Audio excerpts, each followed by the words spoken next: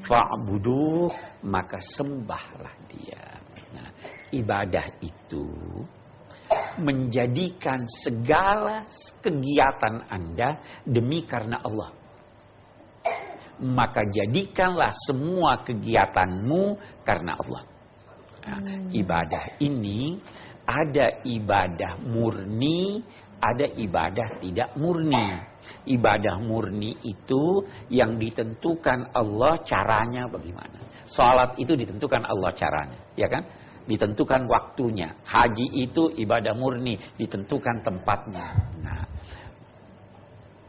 pakai lipstik itu ibadah atau tidak? Kok ketawa? Ibadah untuk suami. Kalau Anda melakukannya demi karena perintah Allah, kalau tadi dikatakan buat suami, demi perintah Allah yang memerintahkan untuk tampil indah di hadapan suami, jadi ibadah. Ya kan? Maka karena itu mengabdilah kepada Allah, beribadahlah kepada Allah, dan Dia Dia atas segala sesuatu bisa menjadi wakil Anda. Allah bisa jadi wakil Anda. Kalau Anda kesulitan, serahkan aja sama Dia. Ya Allah. La tudrikuhul absar wa huwa yudrikul absar wa huwal latiful khabir. Allah tidak dapat dijangkau hakikatnya oleh pandangan mata kepala atau mata hati. Ini kan sudah diterangkan semua itu. Terus ada yang bilang, saya mau lihat Allah. Dikatakan tidak dapat dijangkau hakikatnya oleh pandangan. Mata kamu tidak bisa lihat. Bukan karena Allah tidak ada, tidak wujud, tapi mata kamu tidak mampu. Tidak mampu. Itu kelelawar tidak mampu melihat sesuatu karena matanya kalau di siang hari dia tidak bisa lihat. Karena matanya tidak bisa lihat cahaya. Kita tidak bisa menatap lama-lama matahari. Apalagi pencipta matahari. Jadi sesuatu yang tidak dilihat itu bukan karena dia terlalu gelap, tapi boleh jadi karena terlalu terang. Allah terlalu terang sehingga matamu tidak bisa melihatnya. Itu. La tudrikuhul absar. Ada ulama berkata, kita tidak bisa melihat Allah, tidak bisa melihat hakikatnya dengan mata kepala kita di dunia ini. Tapi di akhirat kita bisa lihat Allah, tetapi melihatnya itu bukan mengetahui hakikatnya. Pernah lihat bulan? Pasti pernah. Nah, itu lihat bulannya atau lihat cahayanya? Bukan lihat bulannya. Begitulah nanti di hari kemudian kita melihat Allah, melihat aduh cahaya yang sangat indah. Ini Allah. Ini apa? Wa huwa yudrikul absar. Dia Allah bisa mengetahui hakikat segala sesuatu yang dapat dijangkau oleh mata. Dia mengetahui segala sesuatu yang berpotensi didengar oleh telinga. Dia mengetahui hakikat segala sesuatu yang berpotensi untuk diraba. Wa huwa yudrikul absar wa huwal latiful khabir. Al-latif artinya latif. Latif itu pada mulanya berarti halus. Kalau halus biasanya kecil. Ya. Kalau halus dan kecil tersembunyi. Tidak nampak. Oke. Allah tidak bisa Anda lihat karena maha halus. Karena tersembunyi.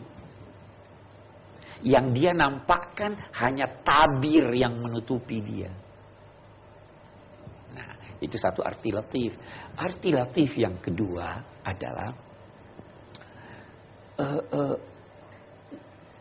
mengetahui segala sesuatu sekecil apapun dan memberi dia petunjuk yang sesuai demi kemaslahatan yang kecil itu. Saya beri contoh.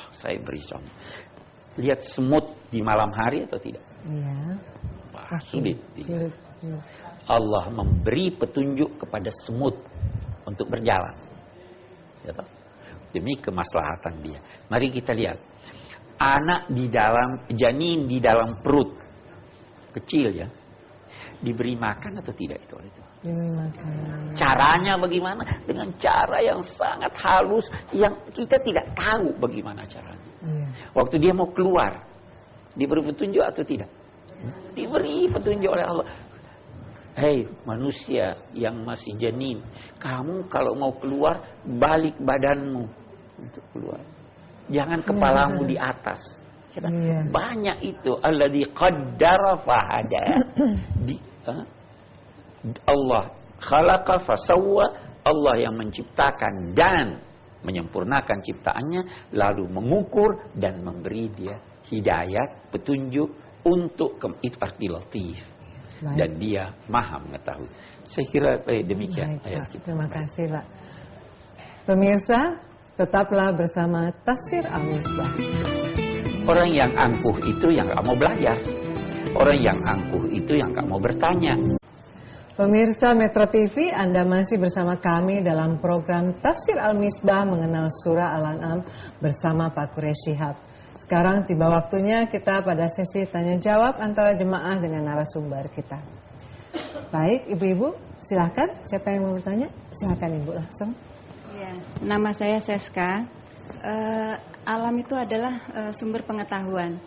Lalu siapakah yang memperoleh syarat untuk dapat memperoleh pengetahuan tersebut? Oke, terima kasih. Alam raya